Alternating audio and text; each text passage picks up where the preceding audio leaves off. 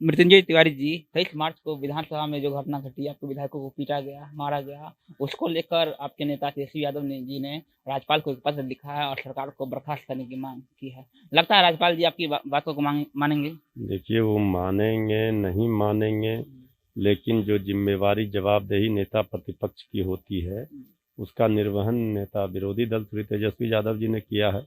लोकतंत्र के मंदिर में जनप्रतिनिधियों को लात जूतों से रौंदा गया।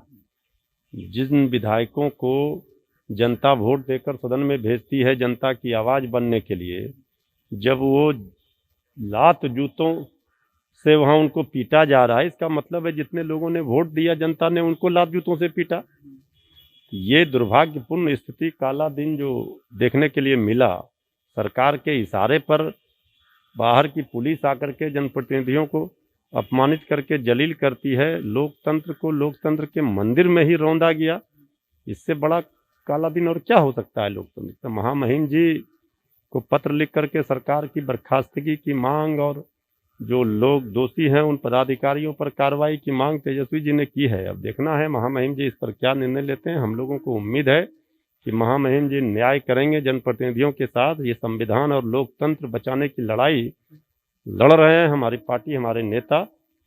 अब जनता भी देख रही है, लोकतंत्र में जनता मालिक होती है और जनता के प्रतिनिधियों के साथ ऐसा शायद ही आज़ादी के बाद कहीं कोई किसी ने देखा हो। तो इसलिए इस अपमान का बदला तो लेके रहेंगे और सूद और ब्याज के साथ सरकार को इसका खामियाजा भुगतना होगा कि जिस तरह से जनप्रतिनिधियों को उन्होंने लोकतंत्र के मंदिर में पुलिस के जूतों लातों से पिटवाया। इसलिए ये कोई भी सरकार रहे, हर जुल्म का सूरज लाख जले पर शाम को ढलना पड़ता है। जो सच्ची आवाज को रोके वो दीवार गिरेगी। काले कानूनों की जननी ये सरकार भी गिर के रहेगी। ये जो जिस तरह से जेडीयू कहती है, जहाँ अगर नीतीश सरकार में अपराधी पता लोगों में छिपा होगा तो उसको निकाल कर सलाखों के पीछे डाल दिया जाएगा, तो क्या लगता है? यहाँ तो क्या सलाखों के पीछे डालेगा। जो निर्दोष को फंसाया जाता है, दोषियों को बचाया जाता है। हर घटना में देखिए, रूपेश सिंह हत्याकांड हो, जहरीली शराब कांड नवादा का हो, मधुबनी का, तो ये पुलिस जो है जेडीयू की पुलिस बनकर रह गई है। पुलिस की कार्रवाई पर लोगों को अब शक और संदेह क्यों होने लगा? पुलिस की निष्पक्षता पर लोगों को शक होता है।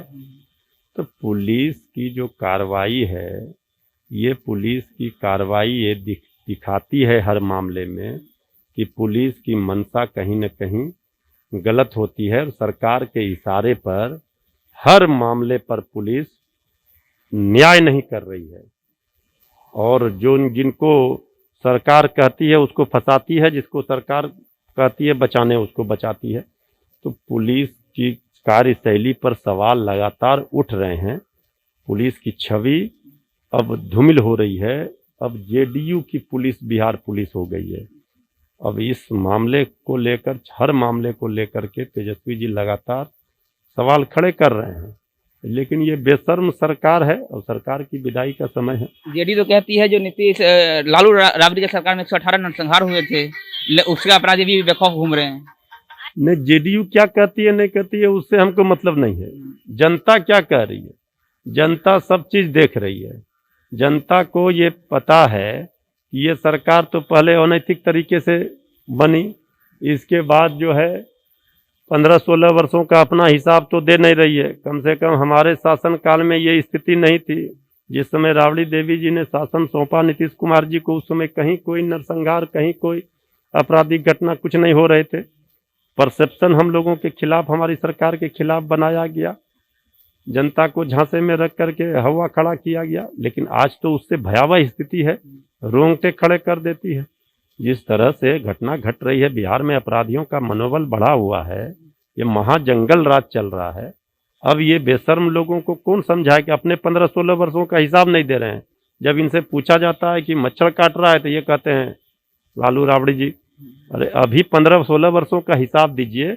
और दोनों की तुलना में नेता विरोधी दल तेजस्वी यादव जी ने हमारे 15 साल का और नीतीश कुमार जी के डबल इंजन एनडीए के 15 साल के शासन का तथ्यों के साथ, साक्ष्य के साथ सदन में रख दिया कि किस तरह से हमारा शासनकाल जनता का राज था, गरीबों का राज था, और आज क्या स्थिति है।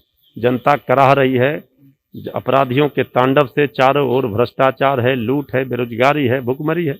तो तेजस्वी जी ने रख दिया सदन के पटल पर सारी बातों को। अंतिम सवाल रहेगा, लालू यादव जी का जमानत याचिका एक बार फिर से टल गया, तारीख बढ़ा दी गई है।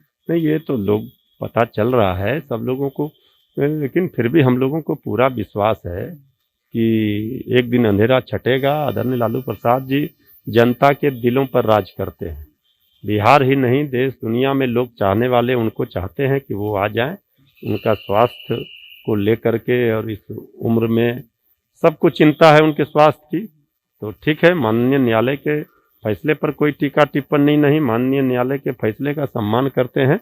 लेकिन देर सबेर जब भी हो, आदरणीय लालू प्रसाद जी को न्याय मिलेगा, ये हम लोगों को पूरा विश्वास है।